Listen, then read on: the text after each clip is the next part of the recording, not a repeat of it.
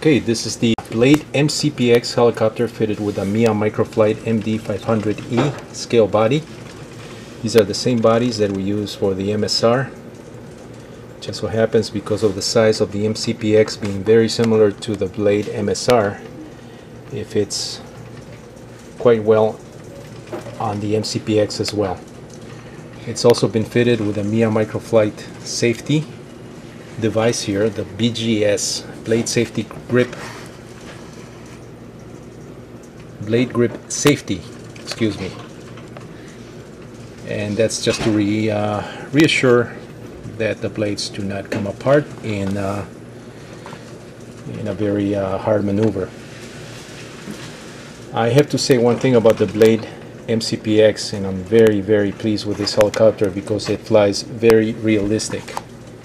If you set up your transmitter correctly, you will notice that when you take off, the helicopter has high enough RPM. It simulates a real helicopter when taking off. If you take it up very slowly, it builds up enough RPM to where it starts to lift off very smoothly. And because of the high RPM, it's very stable. Also, in addition to the other electronics, the stabilizers, which are included in the control board, that allows this helicopter to fly extremely stable.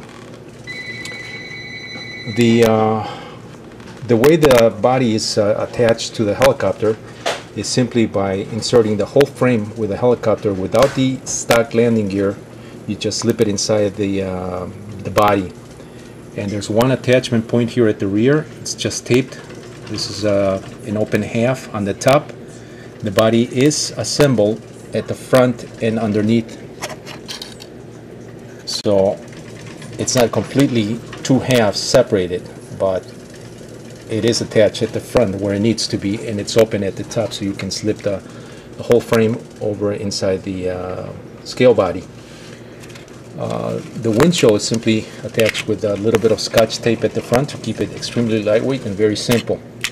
Now, another thing that is kind of neat here that we did with this particular setup is we reused the original battery support. It's been fitted to the helicopter, and there's enough clearance with our landing gear for the scale body to do this particular installation without any obstruction there. And basically what you need to do is take the stock landing gear and remove the legs. Only the legs, keep the peg and the rectangular structure, upper section of the stock landing gear. You need that so that you can install it on the stock frame the same way that the stock setup is done. Once again, we're not using those legs, the stock landing gear legs. We're only using the battery support cage, so you can see it here. Now, in order to install the battery, you have to go through the front, and this is the reason why we keep the clear windshields separate. And the windshield is simply attached with a little bit of scotch, invisible scotch tape at the bottom right here at the front and on the sides here. I'll do that installation next so you can see it. The battery, once again, it's inserted from the front this time, not like the original mCPX is done. For the scale application, install it this way, right through the battery cage, the existing battery cage, which has been retrofitted to the scale body here.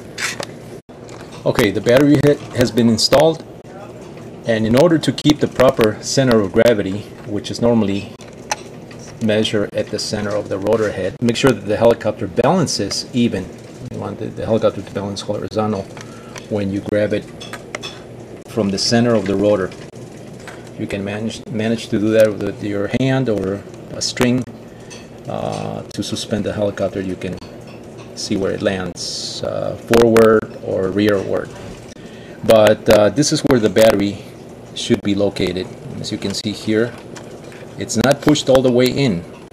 You want to make sure that the white part, the white connector, is almost flush with the front of the body, the green part. And the connector is at the front, so you can easily access it. Once you connect that battery, you can install the canopy with a little bit of invisible scotch tape, and that pretty much holds it in place. We'll do that next, and then we're going to go test fly this helicopter.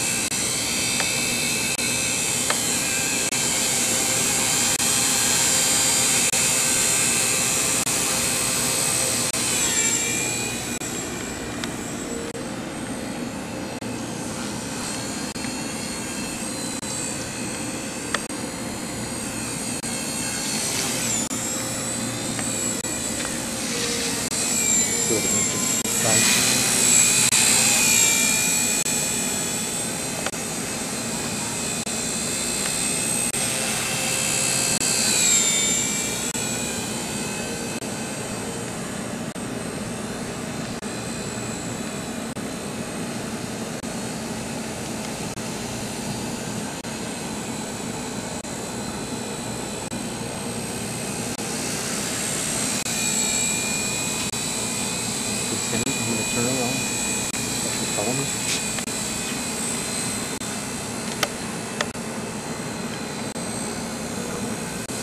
Let it rip a little bit. Go back. Go back.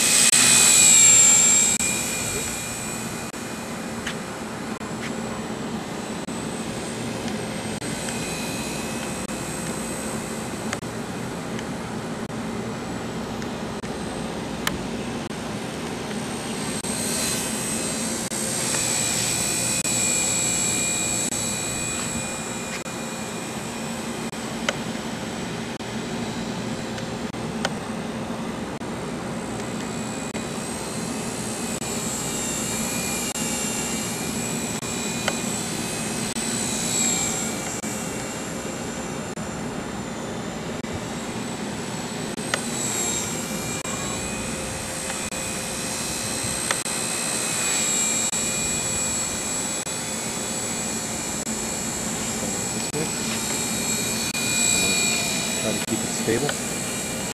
Stay near me so I can do a little narration here.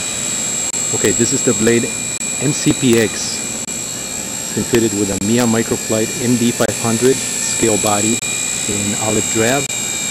No decals have been applied yet, so it's just solid green. The blade mCPX is a very nice, very stable helicopter for a fiberglass setup. But you do have to spend a little time working the transmitter and making sure that your setup is correctly and is applicable to your style of flying and the sensitivity on your hand control. Everybody's different.